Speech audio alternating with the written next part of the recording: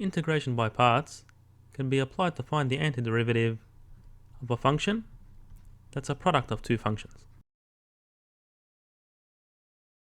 And this is done by reversing the product rule of differentiation. So if we separate dx and integrate both sides, well, on the left hand side, the integral of the differential of a function gives us back that function. And on the right hand side, we end up with the following integrals.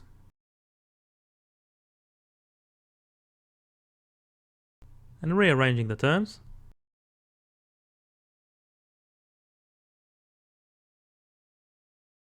and we'll apply this method using several examples where we have the integral of a function which is generally a product of two different functions. Let's evaluate this integral. So we can't really simplify this algebraically or use U substitution, so we'll do integration by parts. So if we set U equals the natural log of x, because we don't want to integrate this, then du is equal to 1 on x dx, and we can set dv is equal to dx, or 1 by dx, and therefore v is equal to x.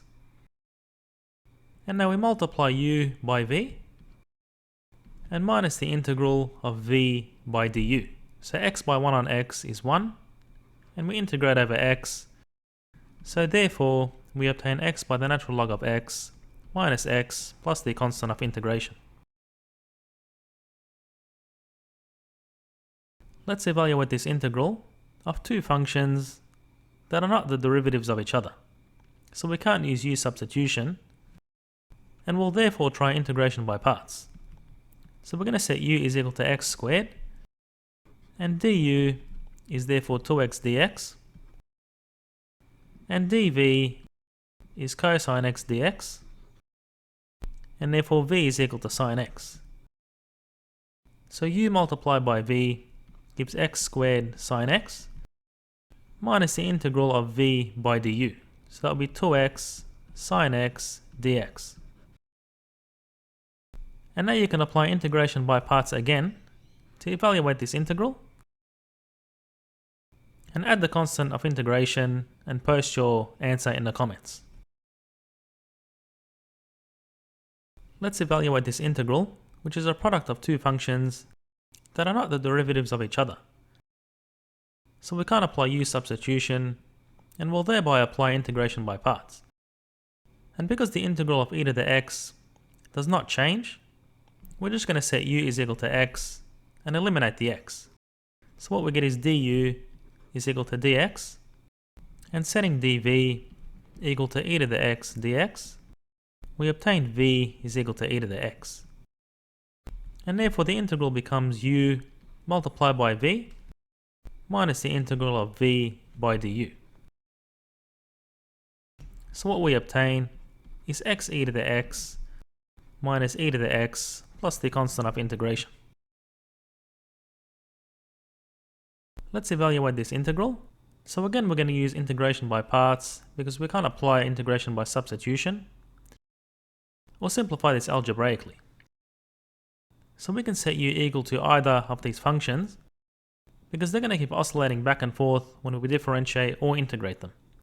So what we get is du is cosine x dx, and setting dv equal to e to the x dx, we get v is equal to e to the x.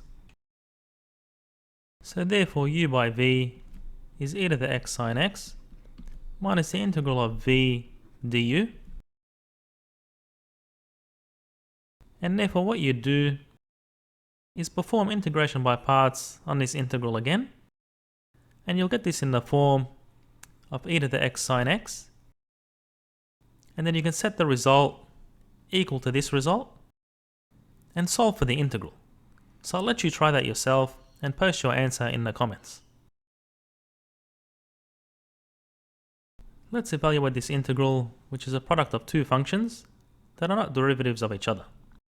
So what we'll do is use integration by parts and set u equal to the natural log of x to avoid integrating it. So we get du is equal to 1 on x dx, and therefore dv is x dx, and v is therefore x squared on 2. So u multiplied by v gives x squared on 2 by the natural log of x minus the integral of v du. And the x's cancel, so what we get is x squared on 2 by the natural log of x minus this integral, which gives x squared on 4 plus the constant of integration. Let's evaluate this integral. So again, we're going to use integration by parts because we can't employ u substitution. But in this case, I'm going to set u equal to x because we want to reduce the power of x. So we get du is dx, and dv is sec squared x dx, and integrating this is going to give tan x.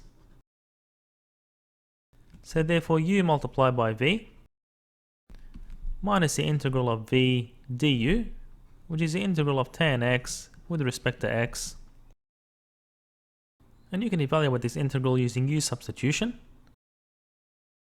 and you'll obtain the following result. So we get x by tan x minus minus, which is a plus, the natural log of cosine x plus the constant of integration.